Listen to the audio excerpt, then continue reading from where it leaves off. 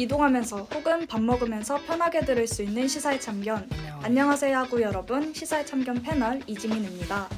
바쁘지만 지금 가장 중요한 이슈는 무엇인지 궁금한 우리 학우분들을 위해 준비했습니다. 하루가 다르게 쏟아지는 수많은 뉴스들을 하나씩 꺼내 소개하는 왓츠 인 마이 뉴스. 왓츠 인 마이 뉴스에서는 지난 한 주간 가장 뜨거웠던 사회 이슈 딱 2개만 꺼내 밀도 있게 떠나보드립니다. 오늘도 시사의 참견 지방령 혁재학우님과 함께하겠습니다. 혁재학우님 안녕하세요. 네, 안녕하세요.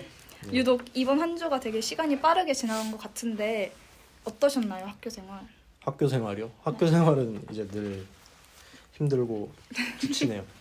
네, 지민학우님은 학교 생활 어떠신데요? 저도 똑같이 힘들긴 한데 통학이라서 좀 피곤한 하루하루를 보내고 있는 것 같습니다. 네. 저도 피곤하긴 하지만 네, 아무래도 또 이제 4월이 다가오고 있는데 좀 춥지 않나요? 맞아요. 저 봄이 올 줄 알았어요. 그러니까 봄이 와야 되는데 아직까지 좀 겨울인 것 같은 그런 느낌이네요. 네, 감기 모두 시청자분들도 감기 유의하셨으면 좋겠습니다. 네, 그럼 바로 이슈 소개 시작해 볼까요? 네. 오늘 저희가 꺼내드릴 이슈는 사교육비와 알리테무 공습입니다. 혁재학우님, 오늘 어떤 이슈 준비하셨나요? 저는 거기서 이제 사교육비 이제 역대 최대에 관한 이슈인데 통계청이 지난 14일에 발표한 2023년 초중고 사교육비 조사 결과에 따르면 지난해 사교육비 총액은 총 27조 1천억 원으로 전년 대비 4.5% 증가했습니다. 조사 대상 학생 수가 전년보다 7만 명이 줄어들었는데도 불구하고 사교육비가 되레 늘어난 것입니다. 혹시 지난해 정부가 사교육 관련해서 여러 말을 했던 거 좀 기억나시나요? 수능 킬러 문제도 네. 그렇고. 네, 맞습니다. 킬러 문제 배제, 킬러 문항 배제도 있었고, 사교육 비중을 줄이겠다라는 게 제일 큰? 네, 그런 거죠. 그래서 또 이어서 뭐라고 이제 얘기를 했냐면 사교육비 총액을 24조 2천억 원으로 6.9% 줄이고 학생 1인당 사교육비 증가율은 소비자 물가 상승률 이내로 잡겠다는 목표를 제시했었습니다. 근데 이제 아까도 설명을 드렸지만 이번 14일에 나온 통계청 발표에 따르면 지난해 사교육비가 27조 1천억 원으로 전년 대비 4.5% 증가했습니다. 1인당 사교육비 증가율은 또 5.8%. 그러니까 지난해 정부가 제시했던 두 가지가 다 안 된 거죠.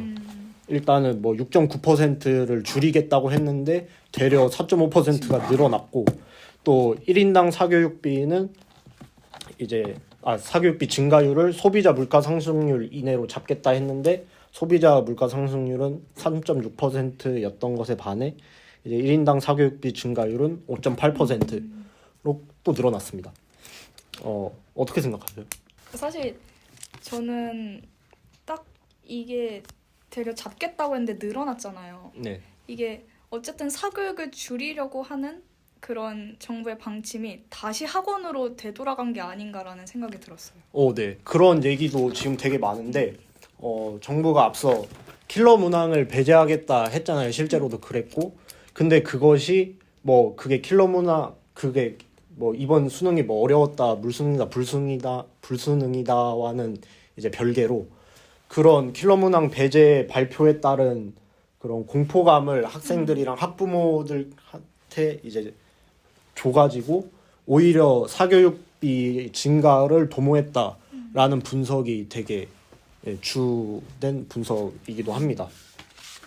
정부는 또 해명도 했어요. 어쨌든 증가를 하긴 했지만 지난해 증가율보다는 확실히 줄어든 것은 맞고 또 이 발표를 지난해 처음부터 한 게 아니라 지난해 중반부에 한 거기 때문에 킬러 문항 배제에 관한 것도 6월에 난 발표기 때문에 점차 줄어들 것이다. 올해는 꼭 줄어들 것이다 라고 얘기를 또 했고요. 또 이번에 고등학교 올라가는 애들이 몇 년생인지 아세요? 07년생입니다. 벌써? 아닌가? 08? 08인가? 06, 07, 08. 08. 아 맞네. 아 죄송합니다. 내가 04년생이니까 그쵸. 뭐 아무래도. 근데 이제 왜냐하면 이 얘기를 한 이유가 작년에 뭐 1인당 월 평균 사교육비가 증가했다고 했잖아요. 네. 근데 이것도 초등학교 따로, 중학교 따로, 고등학교 따로 볼 필요가 있는데 잠시만요. 그 자료가 여기 있습니다. 상승률이 고등학교 사교육비 증가세를 지금 눈여겨봐야 되는데 학급별로 따져보면 이제 초등학교 이제 사교육비 상승률이 4.3% 그리고 중학교가 1% 근데 고등학교 증가율이 이제 8.2%로 2016년 8.7% 증가 이후로 역대 최고 수준입니다. 또 이거에 관해서 이제 통계청이 해명을 한 건데 2023년에 고등학교 1학년 그러니까 올해 말고 작년 고등학교 1학년이 07년생이죠. 그 07년생 출생아가 많았어가지고 그 총액이 많은 거다라고 해명을 했는데 그래서 그럴 수도 있겠다라고 생각을 했는데 또 이제 1인당 사교육비를 그럼 따져보면 되잖아요. 네. 따져봤을 때도 이제 고등학교가 49만 1천 원으로 6.9%가 늘었더라고요. 그래서 이게 해명이 맞는지 사실 왜냐면 1인당으로 평균을 쳐봐도 증가를 했으니까 좀 의문이 그거 개인적으로 좀 들었습니다. 뭐 킬러 문항 관해서도 할 얘기가 많은데 근데 뭐 아까도 했지만 수능을 5개월 앞둔 시점 6월에 갑자기 킬러 문항을 배제하겠다고 하니까 이전 기조들이랑은 너무 다르잖아요. 그쵸. 너무 달라서 학생들이 충분히 걱정을 했을 수도 있겠다. 그게 되려 좀 사교육을 조장시킨 게 아닌가라고 생각을 해보니까 정부가 킬러 문항 배제를 발표한 이유도 사실 그 목적이 사교육 의존도를 낮추기 위해 함이었잖아요. 근데 오히려 그게 사교육 증가의 원인이 된 것 같고 실제로 사교육이 증가했으니까 좀 아쉬웠다. 아쉬웠다. 좀 판단이 아쉬웠다고 생각합니다. 어떻게 생각하시나요? 근데 저도 아까 말했듯이 이게 줄인다고 말한 거였는데 되려 증가를 시킨 거다 보니까 저도 아쉬운 결과라고 생각이 들었습니다. 확실히 아쉬운 결과고 물론 이것만 봤을 때 아니면 뭐 학원비가 늘었나 생각을 하기에도 좀 애매한 게 사교육 참여율이랑 참여 시간을 봐도 작년보다 다 늘었더라고요. 고등학생은. 그래서 좀 여러 방면으로 봐도 좀 아쉬웠다. 네, 그렇게 볼 수 있을 것 같습니다. 또 제가 본 기사는 또 저소득층 관련한 기사였는데요. 지금 저소득층 학생이랑 이제 고소득층 학생들의 그 사교육비 격차가 계속 점점 늘어나고 있다고 하더라고요. 그래서 뭐 통계를 봐봤는데 지난해 월 소득 300만 원 미만 가구의 사교육비는 1인당 18만 3천 원으로 전년보다 3% 늘었습니다. 또 지난해 부모가 경제 활동을 안 하는 가구의 사교육 참여율 또한 전년 대비 2.6%포인트 증가했습니다.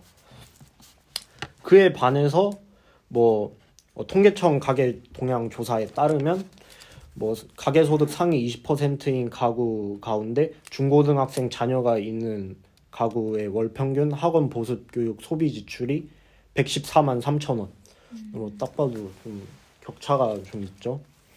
여기서 제가 눈여겨본 것은 전체 소득에서 이제 저소득층 얘기인데 전체 소비에서 식비 등이 차지하는 비중이 상대적으로 높은 저소득층도 이제 식비나 주거비보다 더 많은 돈을 학원비에 쓴 것입니다.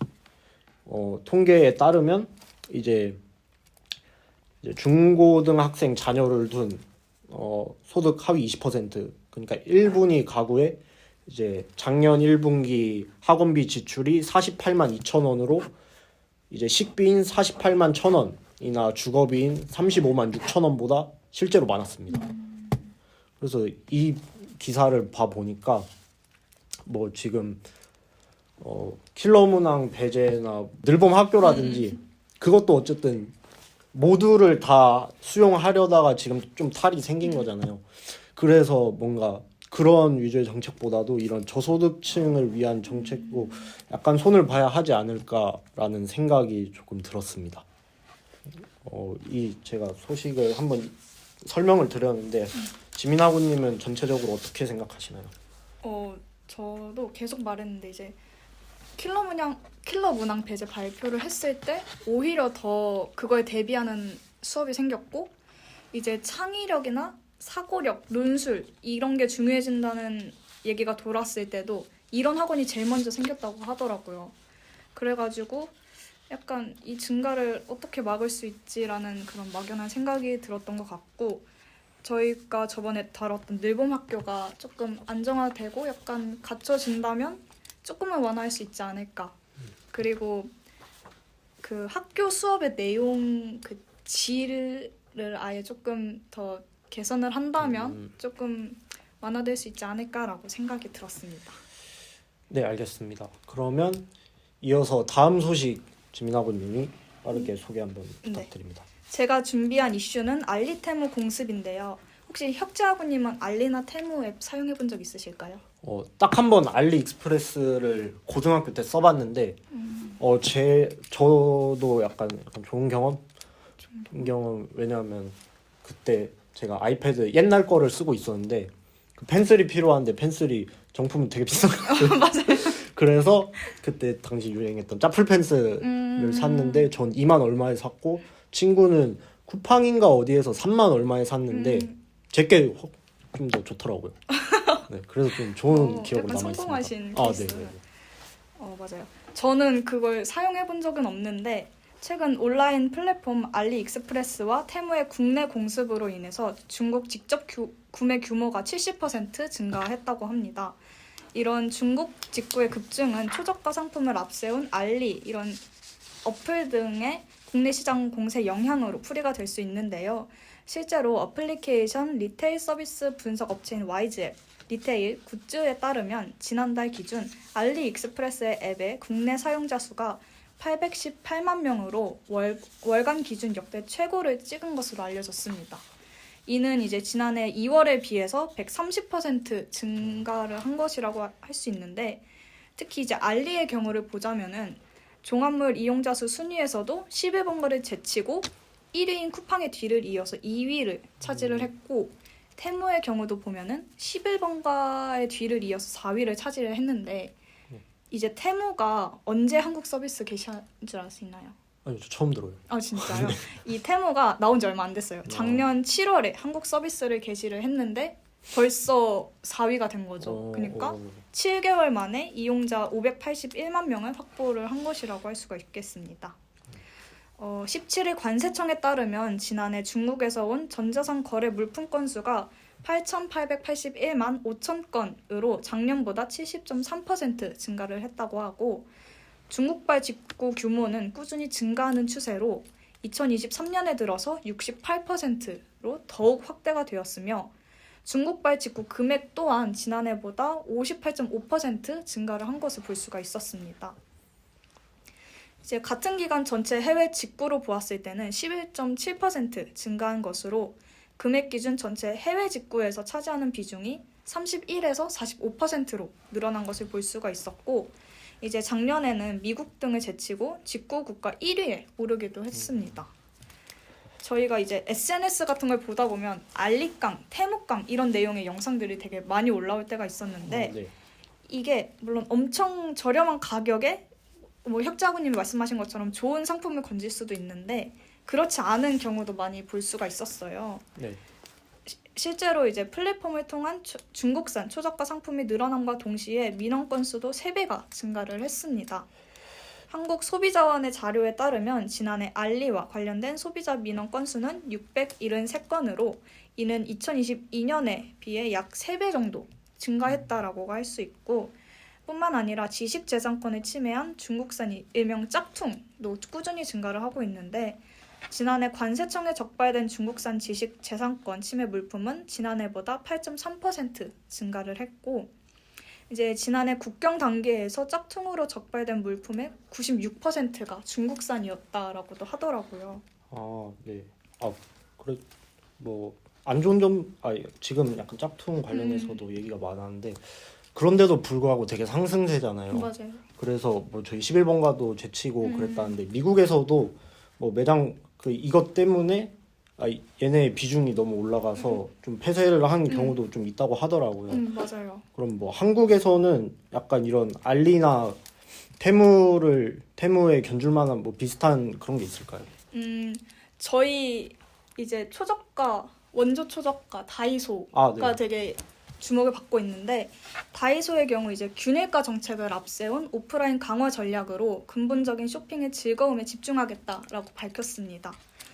이제 매출에서 차지하는 비중은 작지만 온라인몰도 성장세에 있었는데 어플리케이션 그리고 리테일 분석업체 YG앱, 리테일 굿즈에 따르면 지난 1월 다이소몰 앱 월간 활성화 이용자 수가 전년 동기 대비 116% 증가한 것을 알 수 있었고 이는 알리와 비슷한 수준이라고도 할 수가 있겠습니다. 이제 국내 이용자 수 1위를 차지하고 있는 이제 쿠팡도 볼 수가 있는데 쿠팡 와우 멤버십 회원을 대상으로 뭐 쿠팡이츠 무료 서비스에 이어서 도서상관 지역이라도 무료 배송을 해주겠다라는 거에 있었습니다. 이제 마지막으로 산업통상자원부에서는 전담 조직을 만들어서 전자상 거래 생태계 강화 지원 방안을 모색하겠다 밝혔는데 공정위는 지난 13일 최상목 경제부총리 주재로 열린 비상경제장관회에서 해외 전자상 거래 플랫폼도 소비자 보호 등 분야에서 국내 기업에 준하는 수준의 규제를 하겠다고 그런 내용을 핵심으로 한 해외 온라인 플랫폼 관련 소비자 보호 대책도 발표한 바 있었습니다.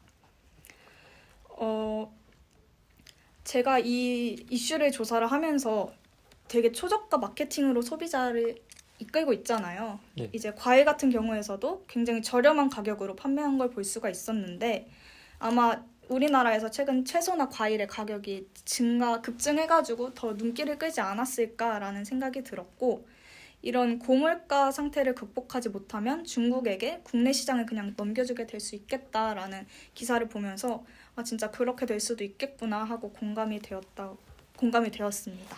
네. 저는 알리에서 성공 사례라고 했지만 그러면서도 뭐 약간 기사를 보니까 뭐 초저가에 저렴하고 뭐 무료 배송도 거의 상시로 하더라고요. 그럴 수 있던 이유가 뭐 운송이나 통관 같은 경우에서 그 기업이 되게 유리한 좀 뭔가 있다고 하더라고요. 잘을 못 봤는데 그래서 관련해서도 좀 규제가 우리나라에서 어느 정도 이루어져야 국내에 있는 그런 기업들도 잘 어떻게 될 수 있지 않을까라고 생각을 합니다. 저희가 오늘 소개해드릴 이슈는 여기까지입니다. 다음 주에도 유익한 정보들과 함께 돌아오겠습니다. 감사합니다.